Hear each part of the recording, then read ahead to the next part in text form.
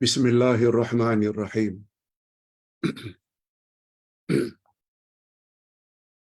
Alhamdulillah nahmaduhu wa nasta'inuhu wa nastaghfiruh. Wa na'udzu billahi min shururi anfusina wa min sayyiati a'malina. May yahdihillahu fala mudilla lahu wa may yudlil fala hadiya lahu. Asyhadu an la ilaha illallah wahdahu la syarika lah. Wa asyhadu anna Muhammadan abduhu wa rasuluh la nabiyya ba'dah. Allahumma salli wa sallim ala nabiyyina Muhammad wa ala alihi wa sahbihi ajma'in amma ba'd.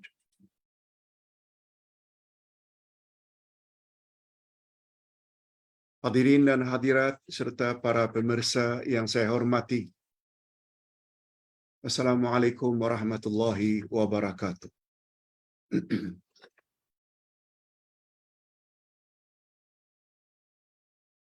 Alhamdulillah kita bersyukur kehadirat Allah Azza wa Jalla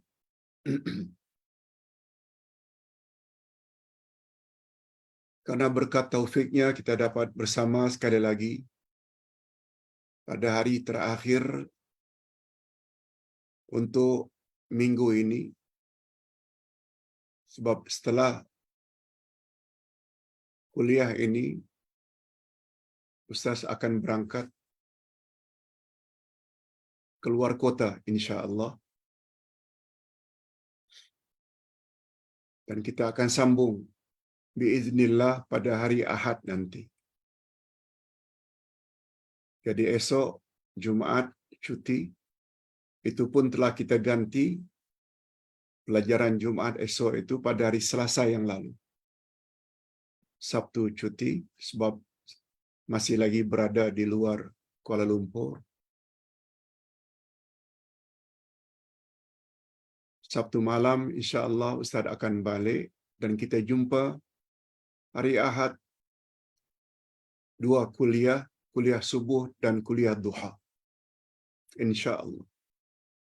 Mohon doa mudah-mudahan perjalanan Ustaz dan kawan-kawan dari Gasma berjalan lancar, pergi dan balik dan selamat. Terima kasih di atas doa semua. Seperti biasa, setiap kelas duha kita akan isi dengan dua sesi. Sesi pertama, pembahasan tentang satu-satu topik.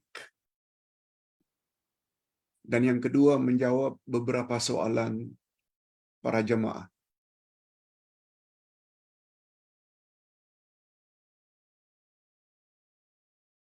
Hadirin dan hadirat, topik hari ini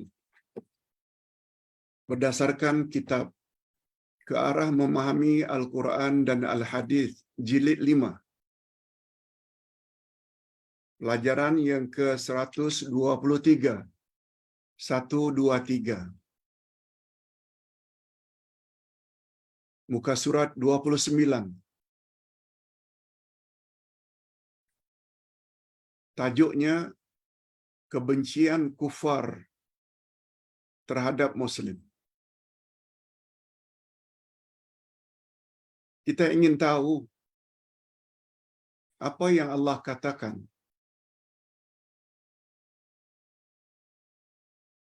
tentang hubungan kufar, orang-orang kafir dengan orang Islam, pengikut Nabi Muhammad sallallahu alaihi wasallam. Supaya kita tidak ragu, supaya kita yakin, seyakin-yakinnya, rupanya memang betul. Kalau ada orang yang mengatakan orang kafir tak pernah senang hati dengan orang Islam. Orang kafir senantiasa memusuhi Islam. Tidaklah Pak Ustaz, banyak orang kafir yang baik.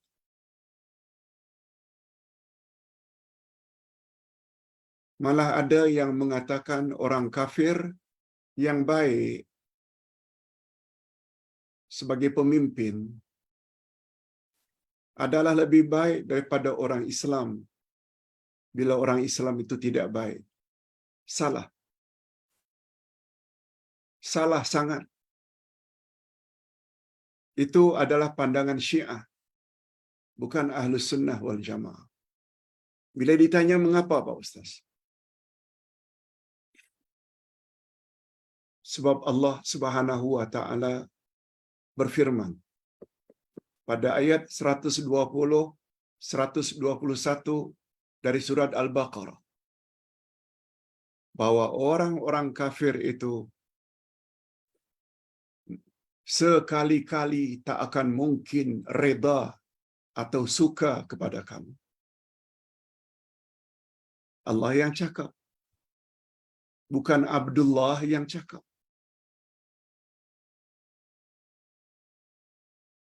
Tak percaya cakap Abdullah Yasin, tak ada masalah.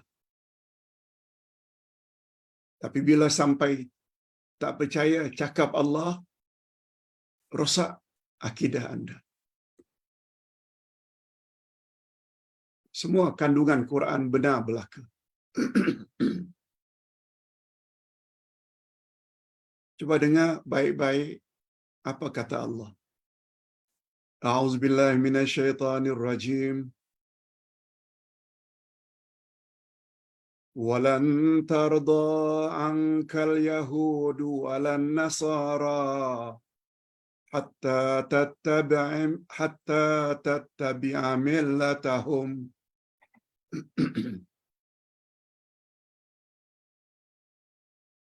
Orang-orang Yahudi dan Nasrani tidak akan reda, tidak akan senang hati kepada kamu hingga kamu mengikuti agama mereka.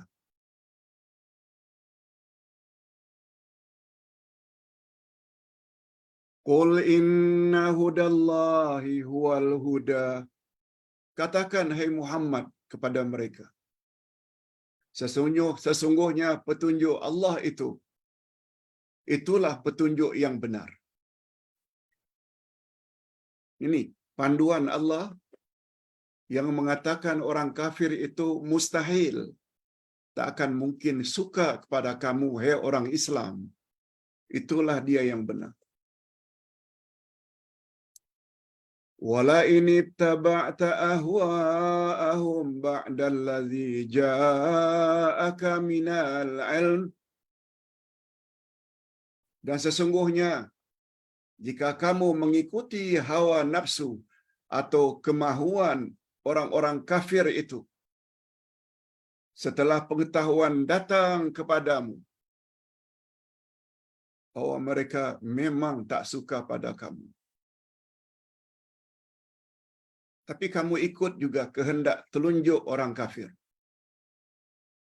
Apa kata Allah? Ma laka minallahi min waliyyin wala nasir. Maka Allah tidak lagi menjadi pelindungmu dan Allah tidak lagi jadi penolongmu. Pelindung tidak, penolong pun tidak. Bila kita berpelukan dengan orang-orang kafir, dengan sesama Muslim pula saling berbantah-bantahan, saling tuduh-menuduh dengan sesama Muslim. Tapi dengan orang kafir, rangkul-rangkulan, dekat. Salah sangat bila ada orang Islam yang punya sikap seperti itu. Tidaklah dia itu baik, tidaklah dia itu baik.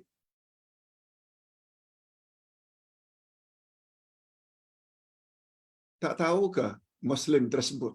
Allah ada cakap dalam Al-Quran, ayat 120 Al-Baqarah. Inilah akibat baca Quran hanya tahu tajwid dan tarannum. tapi tafsir Quran tidak difahami, dia akan jadi macam itu. Dan syaitan paling suka. Itulah rahasianya firman Allah, wa idza qara'tal Qur'an fasta'iz billahi minasyaitonir rajim.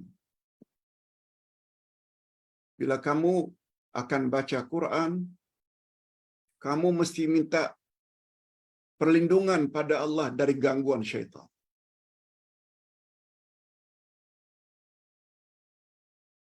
Membaca a'udzubillah sebelum baca Quran lebih penting daripada membaca basmalah. Baca basmalah sunat saja. Kecuali surat Al-Fatihah. Pendapat yang terkuat, Bismillahirrahmanirrahim dalam surat Al-Fatihah adalah salah satu daripada ayat surat Al-Fatihah. Itu lain. Tapi surat Ad-Duha, surat Alam Nashrah, surat An-Nas, surat Al-Falaq, surat Al-Kafirun, baca Bismillahirrahmanirrahim hanya sunat. Tapi A'udzubillahi minasyaitonir rajim lebih-lebih lagi akan memulai membaca Al-Quran, setengah ulama kata wajib. Kalau ditanya, apa sebab Pak Ustaz? Sebab syaitan paling suka kalau kita tidak baca Quran. Kalau baca pun, syaitan paling suka bila kita tidak faham makna yang kita baca. Macam burung kakak tua. Macam burung tiung. Pandai cakap tapi tak faham. Inilah akibatnya. Bila orang kata orang kafir itu tidak mungkin akan reda dan suka kepada kamu, hei orang Islam, kita kata tidak. Bila itu komennya, maknanya dia sudah dapat dalam kongkongan syaitan. Semua kita tahu makna syaitan. Ba'idun anil haq. Jauh dari kebenaran. Kebenaran itu segala yang datang dari Allah. Coba dengar ayat 147 Al-Baqarah. Al-haqqu min rabbik fala takunanna minal mumtarin. Kebenaran itu segala yang datang dari Tuhanmu. Oleh sebab itu jangan ragu-ragu lagi. Ayat 120 ini datang dari Allah. Allah yang cakap. Orang-orang kafir khasnya Yahudi dan Nasrani tidak akan reda pada kamu. Sehingga kamu ikut telunjuk mereka. Ikut agama mereka. Ikut agama bukan maknanya keluar Islam. Bukan. Ikut saja arahan orang kafir. Buat ini, buat ini, buat ini. Ikut saja. Dan bagi kita, semua orang kafir itu adalah syaitan. Yang dipanggil dengan syaitan insan. Sebab mereka senantiasa ingin menjauhkan kita daripada kehendak Allah. Okey. Kita baca ayat yang kedua. Alladzina atainahumul kitaba yatlunahu haqqa tilawatih. Ulaika yu'minuna bih.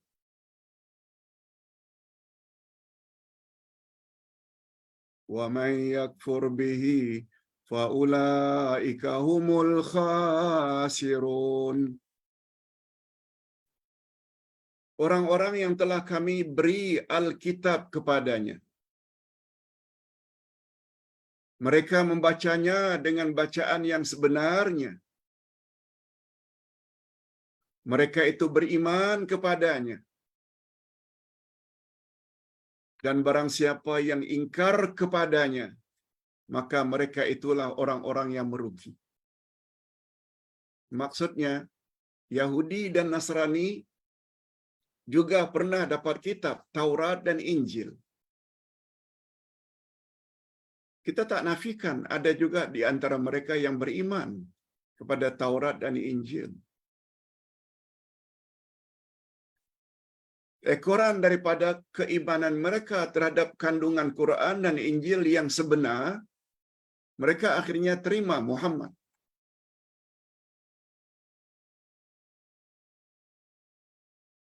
Bukan hanya terima Musa, mereka juga terima apa yang ada dalam Taurat. Bukan saja terima Isa, mereka juga terima Injil. Dalam Taurat dan Injil disebut akan datang Rasul akhir zaman, yaitu Nabi Muhammad. Nah, bila ada yang beriman, mereka selamat. Itu maksudnya. Nah,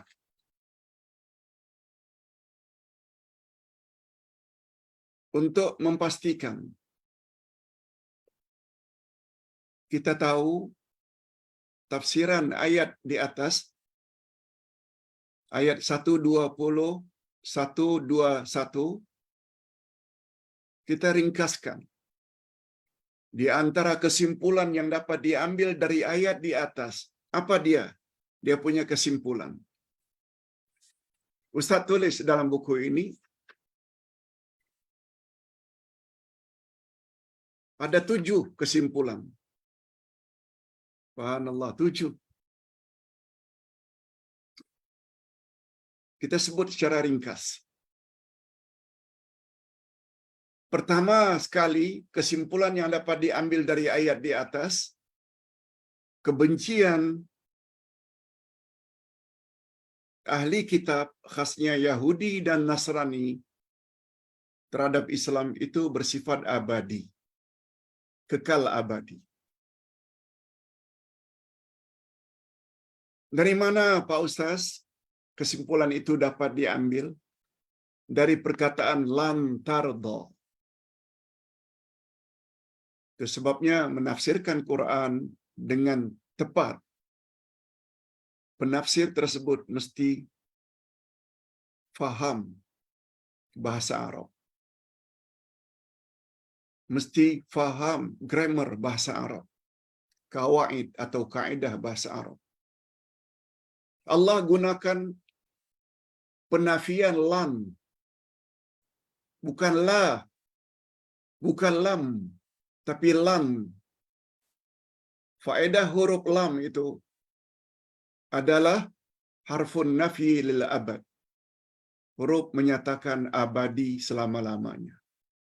Sebagaimana Rasulullah gunakan istilah taraktu fikum amraini in amsaktum bihima lan tadillu abada, falan tadillu abada. Aku tinggalkan untukmu, wahai umat, 2 perkara. Selagi kamu berpegang teguh kepada kedua-duanya, lan tarda, sekali-kali tak akan lan tadillu abada, sekali-kali kamu tidak akan mungkin sesat selama-lamanya. Sudahlah lan tadillu, ada lagi kata abada, abadi, kamu tidak akan sesat untuk selama-lamanya, yaitu Quran dan Sunnah. Oleh sebab itu, mengapa buku seperti ini perlu ditulis? Ke arah memahami Al-Quran dan Al-Hadis.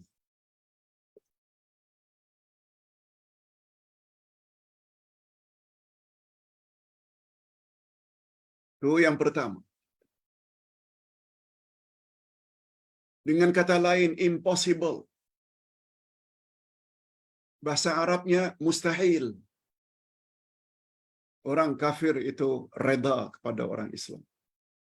Mereka senantiasa memusuhi, tak suka kepada orang Islam. Termasuklah bila kafir, termasuk Buddha, Hindu. Sebab bila kita menginjak kepada kesimpulan kedua, agama kufar adalah satu. Bapak-bapak dan ibu-ibu serta para pemirsa yang saya hormati. Orang kafir kan ada dua jenis. Kafir ahli kitab dan kafir musyrikin. Lihat ayat 1 surat Al-Bayyinah. Lam yakunil ladzina kafaru min ahlil kitabi wal musyrikin. Jadi kafir itu ada ahli kitab, yaitu merujuk kepada Yahudi dan Nasrani. Mereka ada kitab dari langit, Taurat dan Injil. Wal musyrikin, yaitu orang-orang yang menyembah berhala. Seperti umpamanya musyrikin Mekah menyembah berhala. Penyembah api, Majusi. Hindu menyembah patung-patung. Semua itu musyrikin.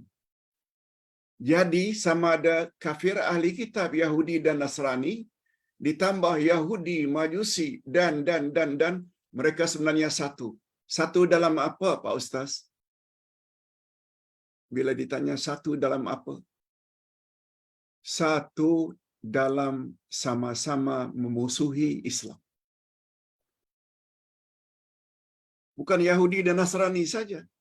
Coba lihat apa yang Hindu buat terhadap umat Islam di India. Masjid-masjid diroboh, umat Islam dibunuh. Itu maksudnya. Orang kafir itu satu. Satu dengan makna mereka sama-sama walaupun lain agama, tetap mereka tak suka pada Islam. Itu sebabnya kalau hari ini Islam mula muncul, Islam mula terpandang di atas muka bumi. Yang tak suka bukan saja Yahudi dan Nasrani. Hindu, Buddha, Majusi, semuanya tak suka. Itu maknanya mereka itu satu.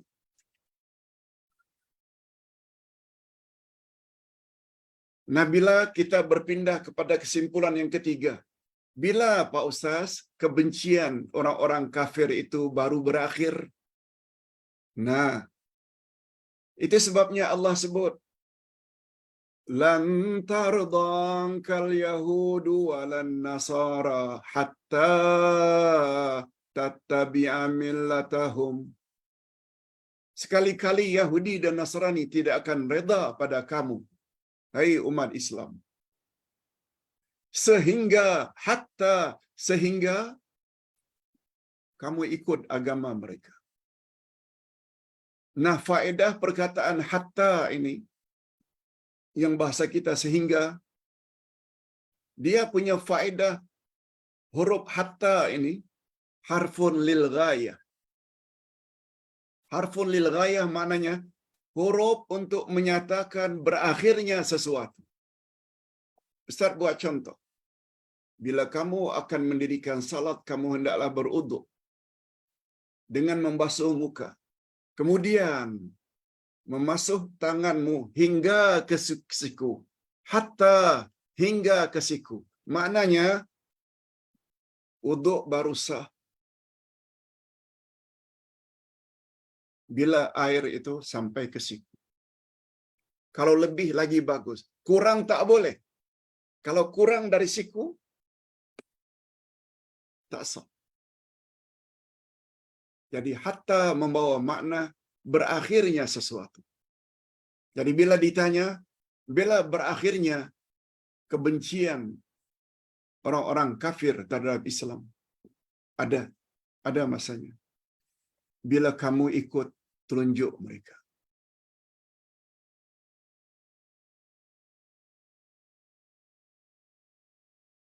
Tak semestinya ikut agama mereka. Ikut kehendak mereka.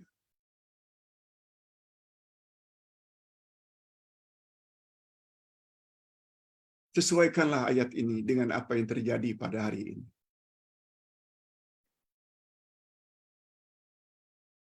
Orang-orang kafir coba ingin menjadi pemimpin negara pada posisi-posisi penting. Haram orang Islam reda perbuatan itu.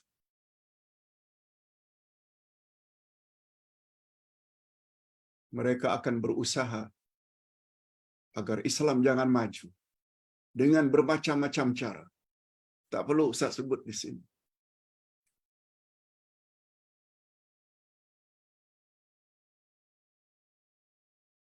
Tak semestinya kita masuk agama mereka murtad, tak.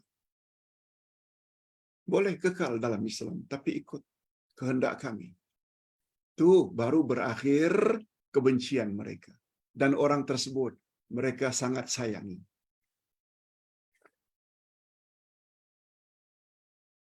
Itu gunanya miliki buku.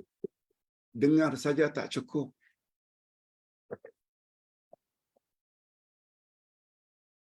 Ustaz berusaha untuk menjadi pendakwah yang profesional.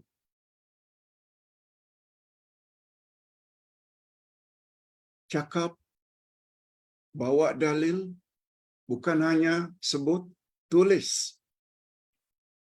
Gunakan buku yang ditulis sendiri untuk mengajar. Berapa banyak pendakwah-pendakwah cakap kosong begitu saja tanpa membawa dalil? Membawa, kadang-kadang gunakan buku, tapi buku orang lain.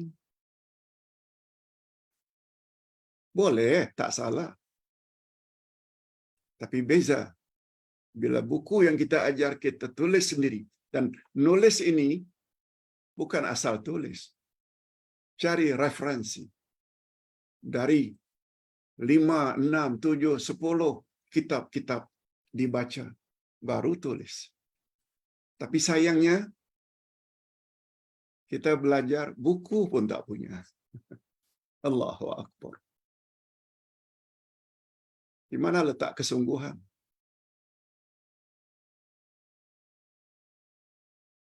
Hatta tattabi'a millatahum. Apa makna millatahum? Millatahum maknanya agama mereka. Millah, din, itu maknanya sama. Yaitu agama. Dan agama pula maksudnya cara hidup. Ustaz buat contoh. Kita merdeka. Alhamdulillah. Tahun 57. Malaysia merdeka. Indonesia hari ini, hari kemerdekaan. 17 Ogos. Kita 31 Ogos. Singapura kalau tak salah 10 Ogos. Merdeka dari Belanda, kalau di Indonesia, merdeka dari British atau Jepun, Malaysia. Itu sebabnya topik minggu hadapan insya-Allah nikmat kemerdekaan. Ustaz tak jelaskan kesimpulan yang keempat ini. Apa dia Pak Ustaz? Agama itu cara hidup. Betul kita sudah merdeka, British dah tak ada lagi. Betul Belanda dah pergi. Betul Jepun dah pergi. Tapi cara hidup setengah umat Islam, walaupun sudah merdeka,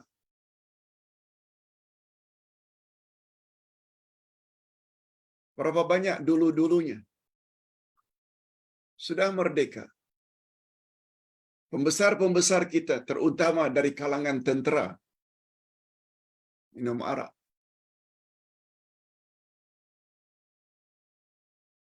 Makan dengan sudu dan garpu. Atau garpu dan pisau. Tangan kiri. Karena itu yang diajar oleh penjajah dulu. British kafir, Belanda kafir, Jepun kafir. Walau negara sudah merdeka, tapi cara hidup. Itu maknanya sehingga kamu ikut cara hidup mereka. Betul kita merdeka, tapi cara makan kita, cara mengatur rumah tangga kita, cara pakaian istri kita, anak-anak kita. Semuanya ikut cara penjajah.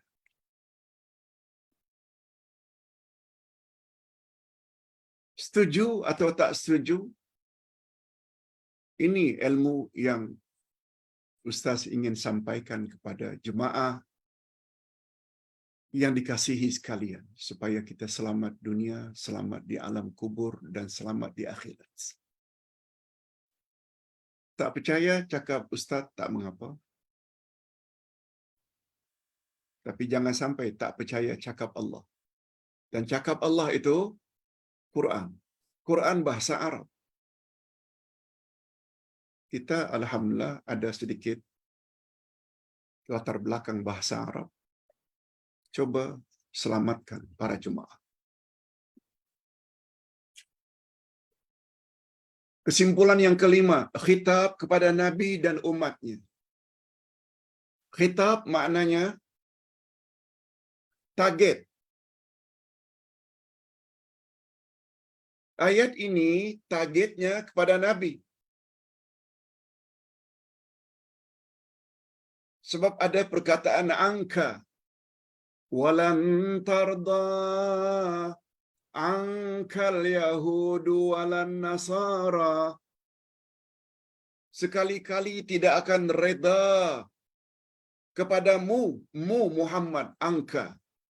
Yahudi dan Nasrani tak akan reda padamu. Tapi tujuan ayat ini diturunkan bukan untuk Nabi Muhammad saja, tapi juga untuk umatnya. Maknanya, tak redanya Yahudi dan Nasrani bukan hanya kepada individu yang bernama Muhammad. No. Juga umat Muhammad.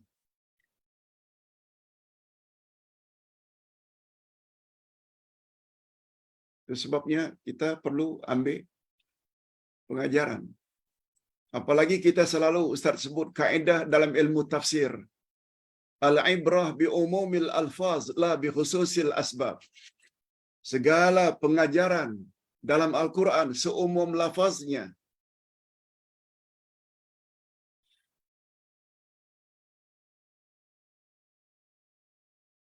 Bukan khas untuk orang yang ayat itu ditujukan kepadanya. Betul ayat ini ditujukan kepada Nabi Muhammad. Dan Nabi Muhammad tak perlu kita bimbang. Baginda manusia maksum. Tak pernah buat dosa. Baginda senantiasa dalam jagaan Allah. Kita ni juga mendapat target yang sama. Sehingga kita ikut cara hidup orang kafir.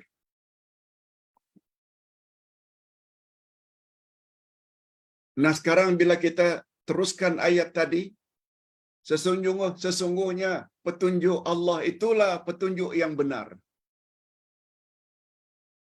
Jadi sama ada kita mau percaya, tak percaya, up to you.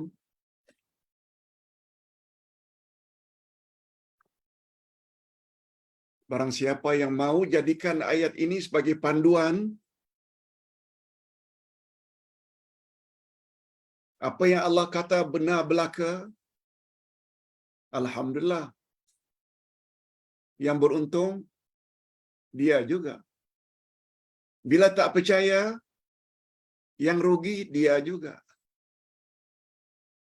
Tugas murabbi membimbing saja. Itu sebab dipanggil murabbi dari kata Rabb.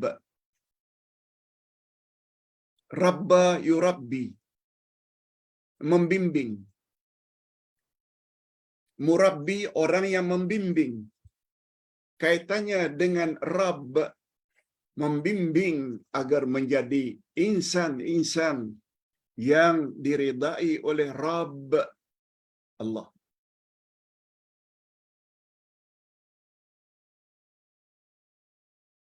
Ustaz kena cakap perkara ini. Manusia setuju ke tak setuju? Bagi Ustaz tak begitu mustahak. Manusia reda ke tak reda? Tak begitu mustahak. yang mustahak ridha Allah. Dan Allah akan redha kepada orang yang patuh dan taat serta ikut apa yang dia kata.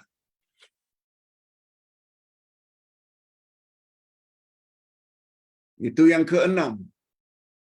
Al-haq yang benar itu hanya daripada Allah.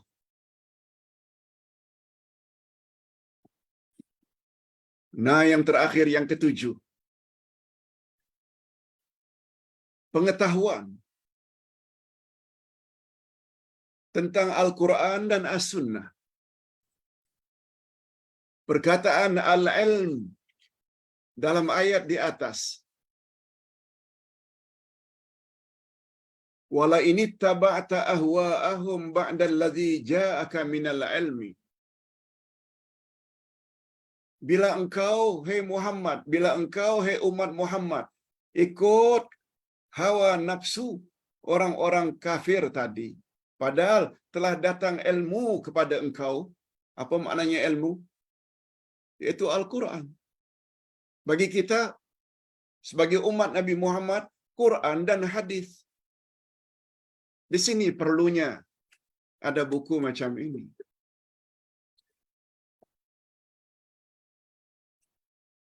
Setelah kita tahu apa kata Allah dalam Quran, apa kata Nabi dalam hadis,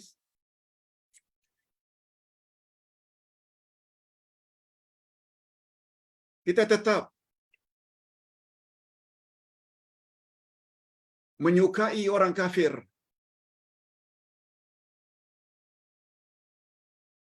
bersahabat dengan orang kafir, beri peluang pada orang kafir. Apa kata Allah bila itu terjadi? Padahal Allah dah larang dah. Rasul dah larang. Allah dah sebut dah bahaya orang-orang kafir dalam ayat tadi. Kita dah tahu dah. Tapi kita tetap ikut orang kafir punya kehendak. Apa kata Allah pada penghujung ayat? Ma laka minallahi min waliyyin wala nasir. Allah tidak akan lagi lindungi kamu dan Allah tidak akan lagi tolong kamu. Itu akibatnya.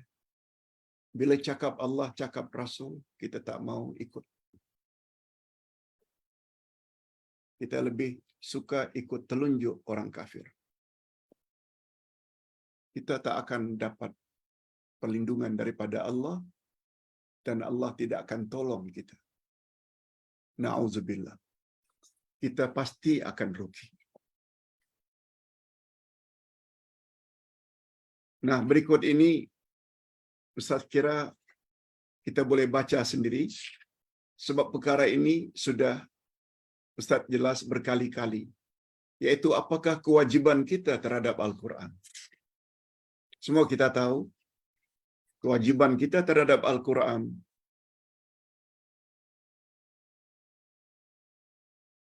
iman pada Quran. Yakini semua yang ada dalam Quran benar belaka. Yang kedua, baca Quran. Setelah iman, baca. Yang ketiga, faham Quran. Faham tafsirannya. Baru yang keempat, amalkan. Ikut Al-Quran. Suruhannya dibuat, larangannya dijauhi. Dan yang terakhir, sampai-sampaikan. Itu sebabnya, Ustaz rasa ada sedikit ilmu tentang ini. Ustaz akan ditanya di akhirat nanti. Mengapa kamu tidak sampaikan kepada jemaahmu?